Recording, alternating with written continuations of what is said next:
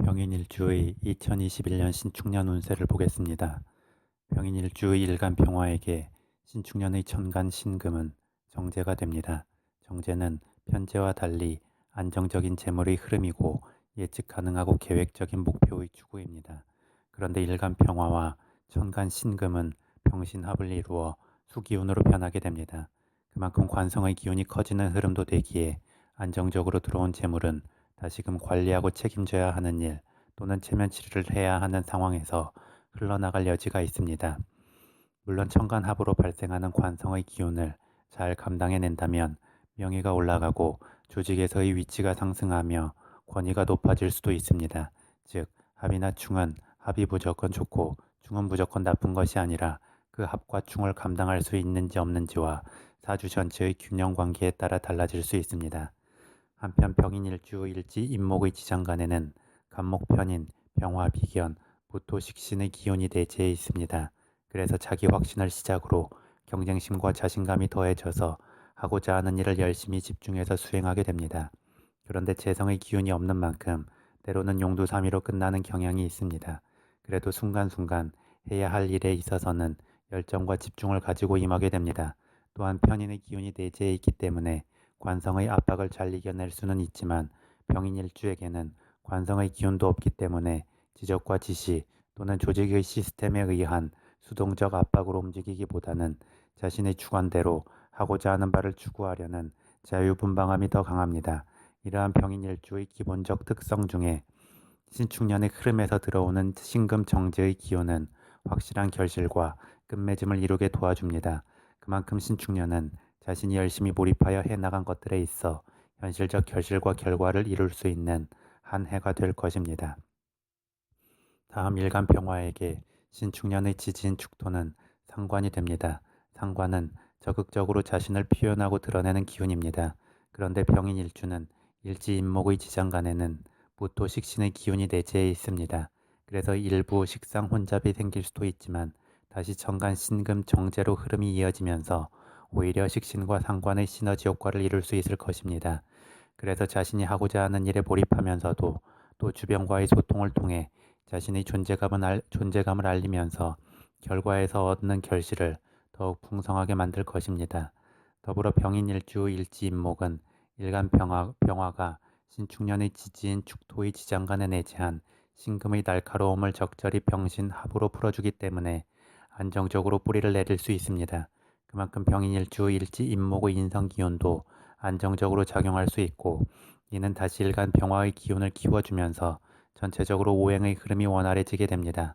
따라서 병인일주는 신축년을 맞이하여 일간 병화와 천간 신금이 병신합을 이루어 생성하는 관성의 기운도 잘 완충해서 받을 수 있기에 조직에서 일한다면 충분히 지위와 명예가 오를 수 있고 여자의 경우 연애운이나 결혼운이 좋아질 수 있습니다. 다만 일간 병화가 수기운의 관성으로 변할 수 있다는 것은 한편으로 병인일주의 활기차고 밝은 기운이 줄어들 수 있음을 의미하기에 병인일주는 신축년을 맞이하여 너무 깊이 생각에 잠기거나 우울한 생각을 하기보다 적극적으로 몸을 움직이고 책임의 무게를 감당하면서 바쁘게 지내는 게 좋습니다. 그러면 자연스럽게 기운의 상승작용이 일어나면서 좋은 일들이 따르게 될 것입니다. 다음 신축년의 지지인 축토는 화개살 또는 명예살에 해당합니다. 그리고 신축년의 지지인 축토는 병인일주에게 상관이 되기 때문에 자신의 재능이나 언변력을 발휘하여 자신을 드러내고 싶은 마음이 강해지게 됩니다. 또한 병인일주 일지인목은 역마살의 기운인데 축토 화개살의 기운에 자연스럽게 뿌리를 내리는 만큼 분주한 움직임보다는 안정적인 베이스를 근간으로 더욱 확실하게 자신의 존재감을 알리면서 화개살의 기운이 강해지도록 할 것입니다. 마지막으로 12운성론의 관점에서 보겠습니다. 병인일주에게 신축년의 지지인 축토는 양의 흐름이 됩니다. 양의 흐름은 엄마 뱃속에 있는 아직 세상에 태어나기 전 단계를 상징합니다. 그만큼 안정적이고 편안한 흐름이면서 엄마를 통해서 모든 것을 받아들이기 때문에 중간에 필터가 있는 흐름입니다. 이는 긍정적으로 작용하면 마음의 여유로움이 되지만 부정적으로 작용하면 우물 안의 개구리처럼 자신이 아는 세상이 전부라고 생각하고 그것을 고집할 수 있습니다. 그런데 병인일주에게 신축년의 지지인 축토는 집성론의 관점에서 상관이 됩니다. 그래서 양의 흐름과는 상반되는 느낌이 있습니다. 그리고 이러한 상반되는 느낌이 함께 작용할 때에는 오락가락하기보다는 하나를 택하는 게 좋습니다. 한편 병인일주는 일주 자체적으로 장생의 흐름입니다.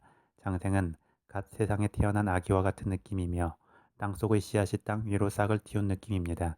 그만큼 생명력이 넘치고 호기심이 많으며 주변의 관심과 주목을 받는 특성이 있습니다. 그리고 신축년의 양의 흐름은 자연스럽게 그 다음 단계인 장생으로 기운이 흘러가게 됩니다. 그만큼 병인일주는 신축년을 맞이하여 자기 세상에 갇혀 안주하기보다는 확실하게 에너지를 발현해 나가는 것이 좋습니다. 또 충분히 에너지를 발산해낼 수 있는 힘이 있기 때문에 오히려 자기 안으로 침잠하게 되면 부정적일 수 있습니다. 다만 병인일주의 장생의 기운이나 신축년의 양의 기운 모두 명확한 방향성이 정해진 단계가 아닙니다.